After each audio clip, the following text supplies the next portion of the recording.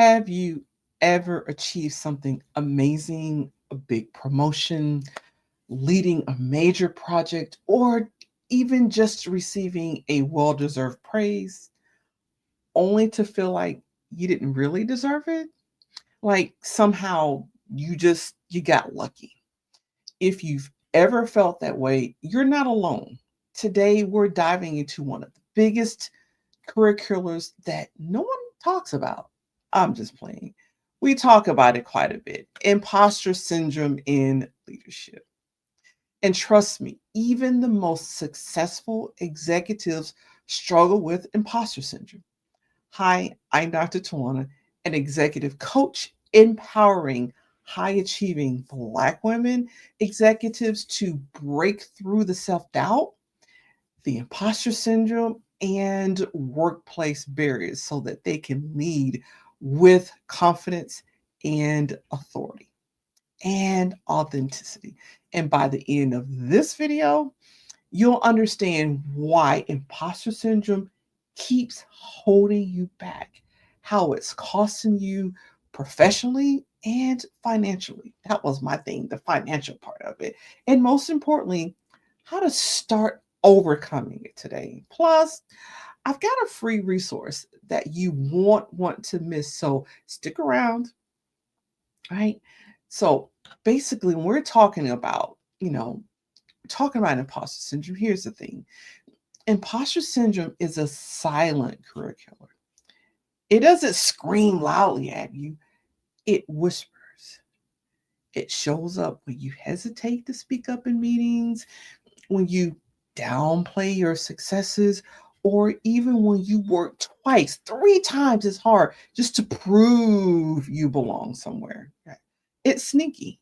You know, I've worked with senior executives, and these women, they have decades of experience. They have proven track records, right? And they still struggle with that nagging fear of what if they find out I'm not as good as they think I am? If that sounds familiar, drop a fire emoji in the comments because it's time to expose this silent saboteur.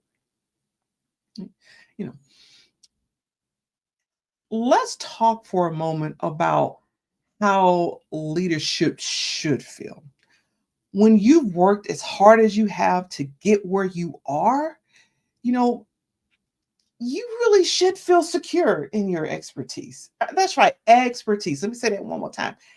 It feels secure in your expertise because that's what you have, right? You should be able to take a compliment without deflecting. You're like, oh, that's okay.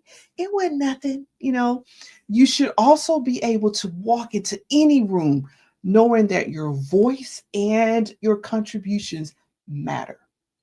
But imposter syndrome doesn't let that happen, does it? Instead of embracing success, it makes you overthink, overwork, and over apologize. You may be guilty of this. I used to do this. Oh, I'm so sorry. Oh, I'm sorry about that. Oh, I apologize for that. Over apologizing, and it's not necessary. It really isn't. You've earned the right to be in that room, so you don't need to over apologize. And when you're constantly second guessing yourself, guess what? Other folks start to second guess you as well. When the moment that you need to be confident and secure, people are second guessing you just like you are. They're picking up your energy. So imposter syndrome it's not a confidence issue. It has real tangible consequences. Why? Because it affects your ability to make bold decisions, advocate for yourself, and take the risks that are necessary to level up your career. And then here's where it gets serious. When you don't show up as a confident leader that you are, you totally miss out. You miss out on promotions, raises, opportunities, and influence. The very things you worked so hard for. So let me take a break here, and I want to say welcome again to those of you on YouTube. Welcome, and to those of you that are seeing this on LinkedIn, welcome as well. And those of you that are in my VIP Collaborative Network group and you're watching this, welcome to you as well. If you have comments or if you have questions, I've got a couple of tabs open so I can pop over and try to catch the questions. So Rob says, this is such an important conversation to have. Absolutely. Imposter syndrome is, he goes on to write, imposter syndrome is definitely a silent curricular, and I can't wait to learn more about how to tackle it in leadership. Absolutely. Thank you for your comments. And if I'm not pronouncing that exactly right, do let me know. I'm going to go over here and pop his comments so everyone can see that. Right. Thank you so much. And I am going to get the correct spelling of his name so that I can put that there as well. Let's see if I can get it to cooperate with me. There we go. There we go. Because I want to contribute the comment to the right person. Right. So there we go. There we go. And let you all see that up there and leave it up there for a little bit so you can read all of that. I so appreciate your comments as well. Appreciate it. So yes, this is really, it is an important subject, right? It just is, because little by little, it just eats away at your confidence and your self-esteem if you let it. Okay. Only if you let it. Okay. So let's go ahead and keep moving. Again, thank you so much for your comments. Let's break down some costs of imposter syndrome. How much is imposter syndrome costing you? Studies show that women, especially women of color, are less likely to negotiate their salaries due to self-doubt. And so let me also caveat to say that women don't always negotiate their salary because they get beat up about it. You're greedy, you want more than that, you're arrogant, you're overconfident. So that there are, yes, imposter syndrome is a part of it, but there's also the part of it that when women do negotiate, it's seen in a negative light, like you really don't deserve that. And so, I like to talk about internal and external, that there are different forces when we talk about imposter syndrome. Some of it is internal to us, yes, some of it is, but a lot of it is the environment, right? It actually is the environment. So if you're leaving $10,000, $20,000, or even $50,000 on the table over the course of your career every year, that adds up to hundreds and hundreds of thousands of dollars in lost income. And beyond money, what about time? How many late night, well, can I speak right there? Can I say that again? How many late nights have you spent over preparing? I did. Anybody else out there? Raise a hand in the comments if you spent way too much time over preparing for something, right? I did that first 2 decades and a half of my career. I did that. Mhm. Now, how much energy have you actually wasted overthinking? Because imposter syndrome just doesn't cost you professionally. It does cost you peace of mind. And peace of mind is important, like my dear said. Look, keep your peace of mind. If you got your peace of mind, keep your peace of mind. Let me hop back on YouTube here. So I'm sorry, I'm on YouTube. Hop back on LinkedIn to be sure that I can see the comments down here. I left the page there. So yes, again, feel free to drop your comments and or your questions, right? Because I do want to address those online. So let's talk about some solutions here. How do you overcome imposter syndrome? All right, because this is a nitty-gritty. We know what the problem is. So let's really talk about the solutions to overcoming imposter syndrome, because it isn't about waiting until you feel like you're ready. You got to do a bit more than that. It's about rewiring how you think about yourself as a leader. And here's how to start. Okay. And so number one, we're going to go over to the banners. There we go. Number one, you want to recognize it. You want to, oh, I've got that as number two. All right. Let's go here. Number two, you want to reframe the negative self-talk.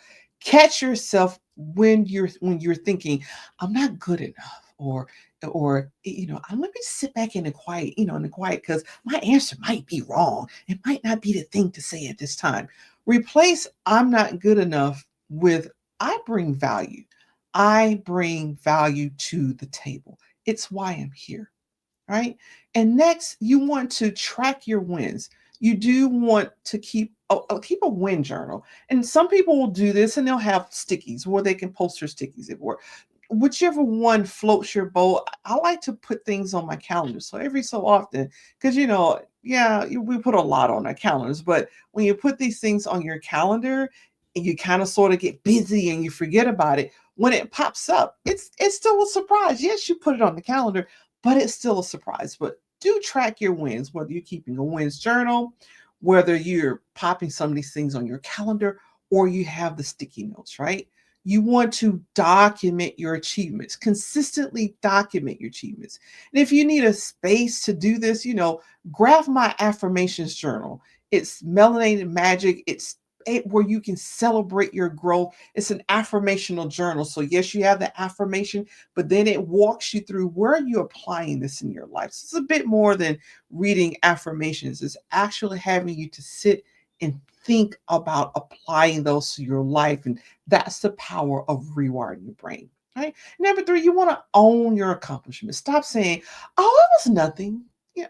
And I get it. When you look at Simone Biles as a gymnast, right? The GOAT, when she's out there, she makes it look easy. So I could, she probably could say, oh, that's just nothing.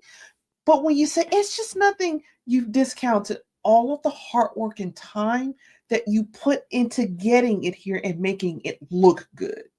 Right. But if you keep saying, oh, it was nothing in the office, then, nobody's going to pay attention to it. It's like, oh, okay, well, I just expect that out of you, whatever. Right. So instead of saying, oh, it's nothing, it's okay to say, thank you. I worked hard on this. I spent some time to get this right. Acknowledge your own presence, acknowledge your own achievements before you can expect others to acknowledge yourself. Right. And then number four, you do want to get support. You don't have to navigate this alone. You really don't. A coach, a mentor, a support group, your accountability partner, a strong network can help you shift your perspective and build your confidence because they check you. And I have people that check me like, that ain't right. No, don't even want to hear it. And sometimes they're a little bit harsher than that. But it's what I need in the moment. And I know that they do it out of love. Like, please, no. And so you need someone like that in your life, right? So I'm going to pause for a moment to be sure I'm not missing any comments over here. And let me check over on YouTube to be sure I'm not missing any comments there. Okay, I think I've got all the comments. Yes, I think I'm hitting on all cylinders. Yes, thank you so much. And for those of you who are catching the replay, thank you as well. Many of you, a lot of you support me on the replay because I know you're coming in different time zone and from other countries. So I'm always appreciative to you as well, right? And since you're here, I want you to go ahead and be sure that you subscribe to my channel, right? Go ahead and subscribe to my channel. This video right here is my 600th video, right? I should have had some confetti all falling around and everything. It's my 600th video. So I have lots of things for you to get lots of information, right? And so again, you do want a strong network to help you shift your perspective and build your confidence. All right. Now, you're ready to start silencing doubt, and I have something for you. I've created a powerful imposter syndrome toolkit to actually help you. It will help you identify how imposter syndrome is showing up for you. And it'll also help you shift from self doubt to self assurance, if I can speak correctly there. And as well, it helps you take actionable steps to lead with confidence, right? And so I will put that link out there. Let me go ahead and copy that.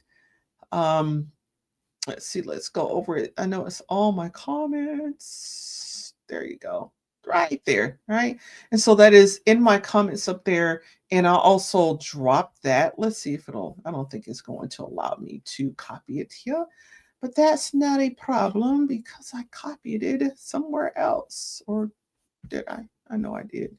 But anyway, I'll copy that as well as up there on the screen. All you got to do is just click the link. It's free. You don't have to pay anything for that, right?